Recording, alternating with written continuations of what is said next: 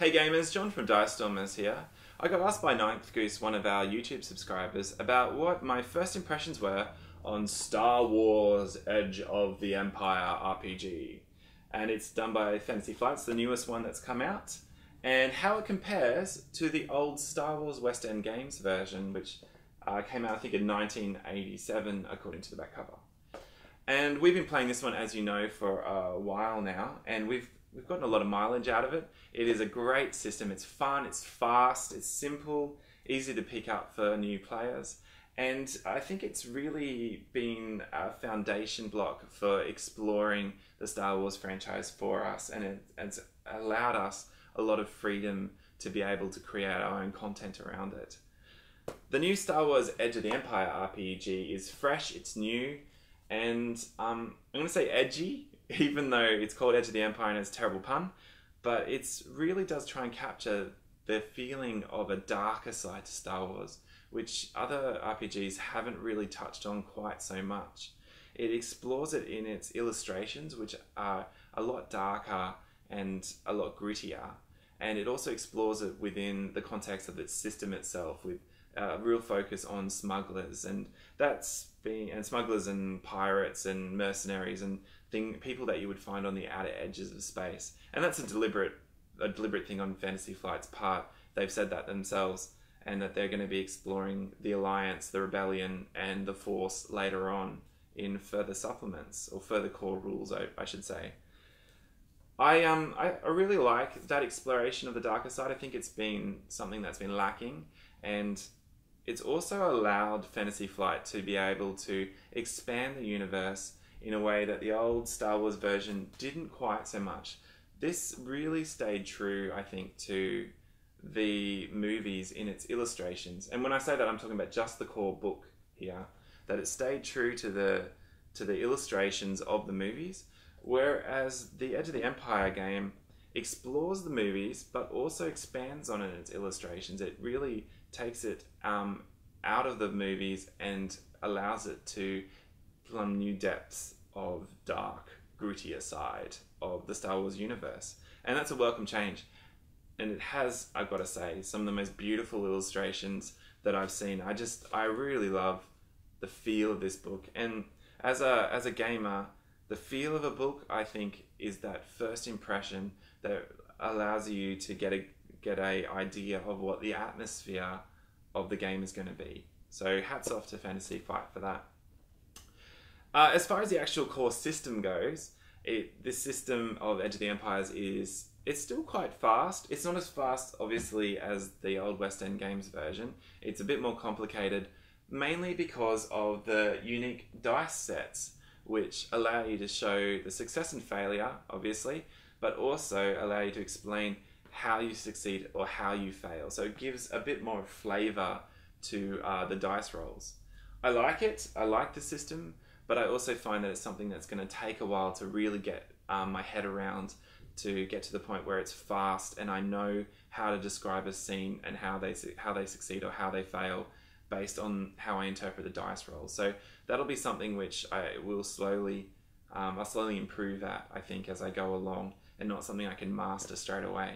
So I like that system. It's going to take a while, especially because I played the old Warhammer Fantasy Roleplay by Fantasy Flight, and that has a very similar dice system, similar lingo, and I'm finding that it's confusing me a bit about what each dice is called and what the symbols are called. But I think as I play Edge of the Empire more, I'll get my head around it more. So that being said, it's a really good system, and I encourage you to really take some time to think about how the dice work and how they can be used to describe a situation, and not just use it to gain strain back again, or lose strain for that matter.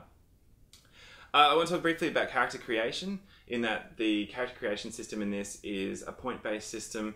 The old Star Wars West End Games version was a similar point-based system, in that it had dice. You broke up the dice and you allocated those dice amongst the character stats.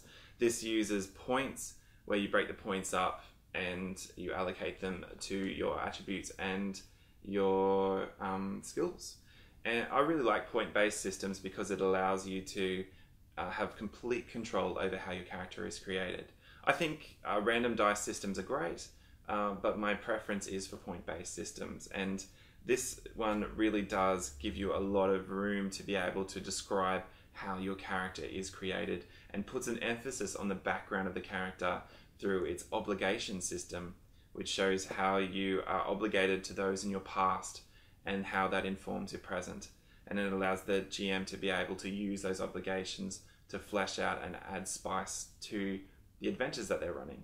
So I really like that, and it seems to have taken that idea of the smuggler from the Star Wars West End games and just expanded it and exploded it across the entire character creation system of Fantasy Flight's version. I want to say that the combat seems to be a lot more true to the Star Wars franchise. They use a lot of lingo references from the movies and the TV series to be able to inform how combat works. So when you're playing it and you're in the combat situation, you do feel like it's more of a Star Wars combat system than it is a generic combat system. So hats off to Fantasy Flight for that as well.